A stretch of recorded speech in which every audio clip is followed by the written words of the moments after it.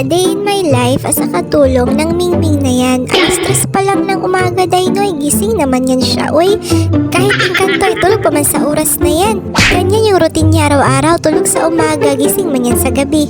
Wala man tayo magagawa kasi katulong lang man tayo. So nag-akit yan siya kaya naghingi naman siya yan ng pagkain kay gutom na daw siya. Early in the morning, nagpunta na si Papi tsaka si Mami ng vet para magbili ng skincare para sa kanya. Ay, pasyalan ba, uy? Nagtingin-tingin na rin kami ng vitamins para sa pusang wala man kabusugan. Uy, lagi manggutom na gutom.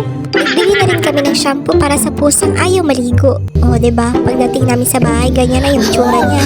Ay, sarap naman ang buhay yan, oh. O, ayan, nagpalaban naman siya ni nanay kasi ayaw talaga maligo. Kailangan mo nang maligo, Miming, kasi ang baho-baho mo na. Kaamoy mo na si tatay, parang isang taon nang walang ligo. Na yung vitamins niya, pampalaki ng katawan kasi parang malnourish man. Uy, lagi mo na kumakain. Ito naman yung shampoo niya. Mas mahal pa sa shampoo namin sa bahay. Ayan, binilihan ko na rin siya ng 10 kilos na litersan para pagkatapos kumain, pupo agad. O, diba? Kain pupo naman yung trabaho niyan dyan.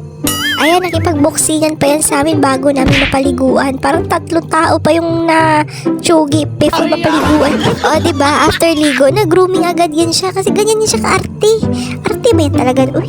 O, pakyut-kyut agad yan siya dun sa hawla niya kasi, o, tingnan niyo yung pagkain, malapit na maubos. After kain, dito naman tayo sa pinakamagandang part ng aming buhay, yung pagpapainom ng vitamins. Tagal man namin natapos, no? Kasi ginaluwa man niya yung vitamins. Sarap-sarap naman yan. Parang lasang tuna lang man yan. Ming-ming. Gan ako, JJ talaga. Oo. Stress na yung katulong number 2. Ginaluok naman niya yung pusa. Uy. Oh, happy-happy na yan siya kasi ang dami naman niyang pinruwish yung tao sa araw na ito. Kaya sabi ko sa kanya, maaga pa para magsaya. Magtrabaho tayo mamaya kasi ang dami mong gastos. Wala ka ng pagkain. Kailangan mo magtrabaho. May live tayo mamaya. Gusto ko lang ay magpakit ka lang sa screen. Wala siyang mahihimo guys. Kaya ayan. O, diba?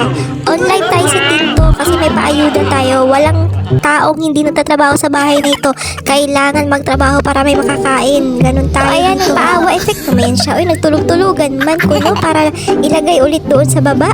Hindi pa tayo tapos. Kailangan mo magtrabaho, JJ. Para may pambili ka ng skincare mo. Wala lang pera si Mami tsaka si Papi. Kaya kailangan mo magtrabaho. Napaka-easy nga lang ng trabaho mo, ha? Magpapakit ka lang on screen.